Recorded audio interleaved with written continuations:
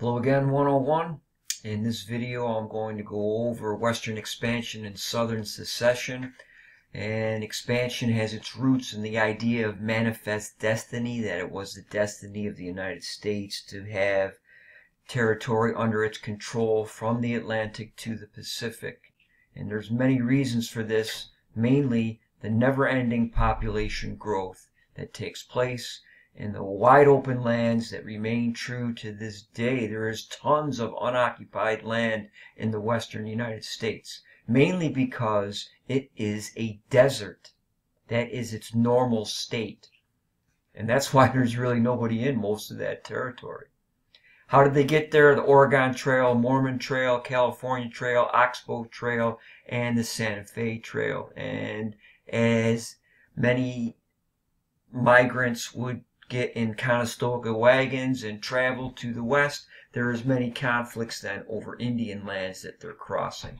It's believed in 1840 there's about 325,000 Native Americans in these areas. Some were farmers. The Pueblo nations were farmers, but the Plains Indians mainly were nomads. And with the introduction by the Spaniards of the horse, they were more dependent on buffalo herds than they had ever been before. And hunters and settlers were a direct threat to their way of life.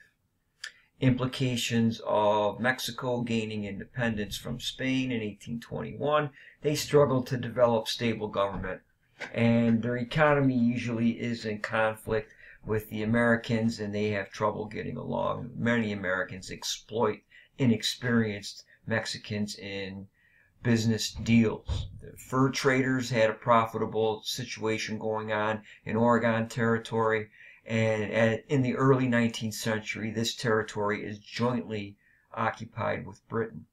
Oregon fever develops, which was a desire by many people in the West for fertile soil, and this area had it. It has plenty of rainfall and magnificent forests that could be exploited. A contrast to the plantation style that's going on in the East Coast will be the rancheros, estates granted to prominent Mexicans who also never had enough property. They are also like white men in the United States on the make, always desiring more and more land. And this led to conflict with the Catholic Church as they tried to steal some of those mission lands. And workers on these ranchos were even worse shape than those that labored on plantations, twice as high as in the South. Sutter's Fort, that's where gold was discovered in 1849. The 49ers. Today, that's the city of Sacramento, the state capital of California. Texians. They were white settlers, many of whom owned slaves, which after independence in 1821, the Mexican government outlawed. But they continued to bring more and more slaves into Texas territory, and this ends up in the Revolution in 1835-36. Also, another reason historically that whites were allowed to migrate to Texas was that they were supposed to convert to Catholicism, and many of them never did. So this is a cultural battle as well as a political one between Texians and the Tejanos, and it comes to a head when General Antonio Lopez de Santa Anna became the dictator. The Texians decided to pursue independence. A key battle was the Alamo. This was an abandoned mission where many of the Texians holed up, and less than 200 of them held out for 3 days against Santa Anna's army. William Travis, Davy Crockett, and Jim Bowie held out for 11 days, and the only survivors at the end were women and children. Fighting was hand-to-hand at the end, and everybody was killed. Male. Soon after, the Battle of San Jacinto took place, where, remember, the Alamo was the rallying cry of the Texian army led by General Sam Houston, and they overwhelmed Santa Anna's army during a siesta. They captured him, and for a time the Republic of Texas existed. Santa Anna recognized this by signing a treaty in return for his independence. He will eventually make his way back to Mexico and become dictator once again. This treaty recognized slavery and it banned free blacks. So Texas And the Republic of Texas is very sympathetic to the South. And from this time in 1840 or so, 41, definitely, when Tyler comes into the presidency, many Southerners are pushing for the annexation of Texas. And many Northerners are opposed to this because of the vast size of Texas and the possibility that this could be carved into multiple states, maintaining the slaveocracy's control of the Senate then politically. Tyler vetoed the bank bill, and because of this, Henry Clay was upset, and he destroyed his presidency. As you'll recall, that's a big part of the American system: the bank, tariffs, and internal improvements. Secretary of State Webster remained in Tyler's administration, but the Whigs expelled Tyler from the party. Webster-Ashburton Treaty finally completely settled the boundary in the Northeast between U.S. and Canada, and they agreed to start patrolling the slave trade off the African coast because it had been banned at this point, and they're trying to prevent any more importation of slaves, with the hope that eventually the peculiar institution is going to wither away for a lack of slaves. James K. Polk will be elected in 1844. He is a one-term president and one of the most successful one-term presidents in American history. He accomplished all of those goals. And then he said, "I have no desire for another term," and he died shortly thereafter. He was exhausted by what went on during his tumultuous presidency. Under the Buchanan, the future president, and Francis Packham Treaty, Oregon became a territory, and they decided on the 49th parallel after many hotheads were claiming 54-40 or fight. We'll fight the Brits because we want this all the way up to the bottom of what is Alaska today.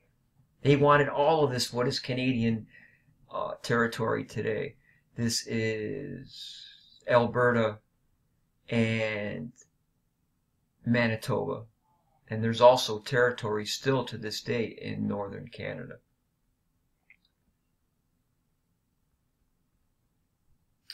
Western expansion and war fever. Zachary Taylor, the general, Old Rough and Ready was his nickname, had his army down at the Mexican border, and many historians say that President Polk provoked the Mexicans into starting this war with the presence of these troops right at the border on the Rio Grande River. And who fired first? It didn't really matter because the war took place after this.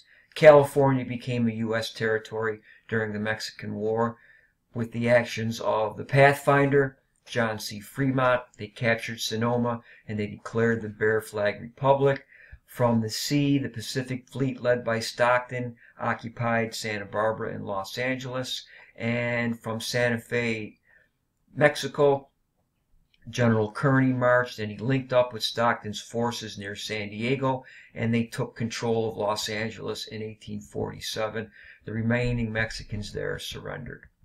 Farther south, in the Battle of Buena Vista, both sides claimed victory. This was a really tragic loss of Henry Clay's son, Henry Clay Jr.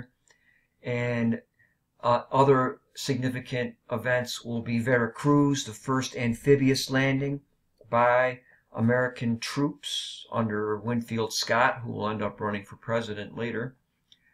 Taylor will be elected president in 1848, mainly because he's one of the big generals in this war. And the Treaty of Guadalupe Hidalgo will end the Mexican-American War, and this greatly expanded the United States. The Interior Department is added because of all of this vast territory that needs to be administered. The Wilmot Proviso was passed in the House shortly after this, which sought to ban slavery in all these newly acquired territories. The idea of popular sovereignty, however, will reign. It was invented by Lewis Cass, but it is really closely associated with the Northern Democrat Stephen Douglas. Let the residents of the territory vote up or vote down whether or not they're going to have slavery. This is direct democracy in action. However, the country is really splitting apart now over this question. In Buffalo, New York, the Free Soil Party meets, and they nominated Martin Van Buren as their candidate. And the California gold rush is also going on at this time. As we mentioned, it was discovered at Sutter's Mill. And in the next years of the early 1850s, 300,000 people, the largest internal migration in American history, takes place to that place. And obviously, it's going to become a state quickly now. And California, being admitted as a state, is part of the Compromise of 1850, the last hurrah of the old stalwarts Clay, Calhoun, and Webster. This was the last attempt to save the Union. And you can see here how the country is organized. California is admitted as a free state. New Mexico was carved out of Texas, and the Texans were paid $10 million for their loss. Utah Territory was set up, and to appease the Southerners now, the Fugitive Slave Act is passed, and that comes out of also the Dred Scott decision. And the last thing of the Compromise of 1850, the slave trade is abolished once and for all, but not slavery in the United States Capitol in D.C. A significant cultural event of the time was the novel Uncle Tom's Cabin by Harriet Beecher Stowe. It is a huge commercial success. It was translated into 37 languages, and it just really helped to harden the opposing forces. It is written by a Southern lady who described plantation life. Fugitive Slave Act, as mentioned, now northern states and the federal government are required to help capture and return slaves, and there's massive resistance to this act. The Kansas-Nebraska Act is pushed through by Douglas, who is a brilliant political strategist who helped get the compromise passed by having them vote on these things one at a time, and that was a successful way of getting it through the Congress. Another political movement of the time was the Know Nothing Party. They are the anti-Catholic and anti-immigrant party, mostly in the Northeast. In 1854, the modern Republican Party is born in the new territories of the northern part of the country. Bleeding Kansas takes place in 1856, where pro-slavery and anti-slavery forces fought it out. And in this little square here, there are massive battles fought in Lawrence and Pottawatomie. Lawrence was sacked and burned. That's the University of Kansas is located there today. And in retaliation for this, John Brown and his sons massacred people in Pottawatomie. In the United States Senate, Charles Sumner of Massachusetts was caned by Preston Brooks of South Carolina. They brawled right in the Senate chamber, and it took him years to recover from his injuries. Brooks is a hero in South Carolina for defending Southern honor. There is heavy-duty Republican opposition to the expansion of slavery, and in the 1856 election, Buchanan, a Northern Democrat, very sympathetic to Southern views. He has many Southerners in his cabinet, like Jefferson Davis, who will be the future president of the Confederacy. And you can see the results. All the blue areas voted for Buchanan. Fremont is the first Republican candidate. He had only support in the North. And Millard Fillmore, who succeeded to the presidency after the death of Taylor in 1850 from Buffalo, New York, won the state of Maryland. One of the most famous Supreme Court cases was Dred Scott. Chief Justice Taney found in that case that slaves are not citizens, therefore they have no rights and cannot sue for their freedom. And Taney went even further. He invalidated the Missouri Compromise line, that 36 degrees, 30 minutes line that said that any slavery above that line is prohibited, anything below it is allowed. Because slaves are property, property rights are sacred, and the federal government cannot tell people what to do with their property. If they wanted to bring their slaves, their property, into this free territory, nobody can do anything about this, contractually speaking. And there is widespread resistance to this idea. That's pretty much the end of the country.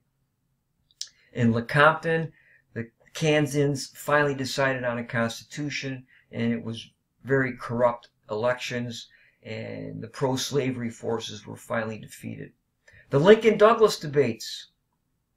They traveled around the state of Illinois and gave a series of speeches on the issues of the day. Douglas won the election, but Lincoln won the war because he becomes a national anti-slavery figure. A house divided against itself cannot stand. It's either going to become all one thing or all the other. Harper's Ferry took place. John Brown, once again, the martyr to the slave populations. He was attempting to take over the federal arsenal, and he was going to distribute the guns. Colonel Robert E. Lee and the force of Marines put the raid down. Brown was captured. His sons were shot within the arsenal before they could get out, and he is tried and hung for treason, the only civilian in U.S. history ever so executed. Here are the results of the election of 1860. The Democratic Party split, and that's why Lincoln won. Northern Democrats voted for Douglas. He won only one state. Breckinridge won what is the solid South until 1968. You could count on all these states, ladies and gentlemen, voting for the Democratic Party. Whoever won the white primary pretty much won the election after segregation sets in. The Constitutional Union Party was a compromise.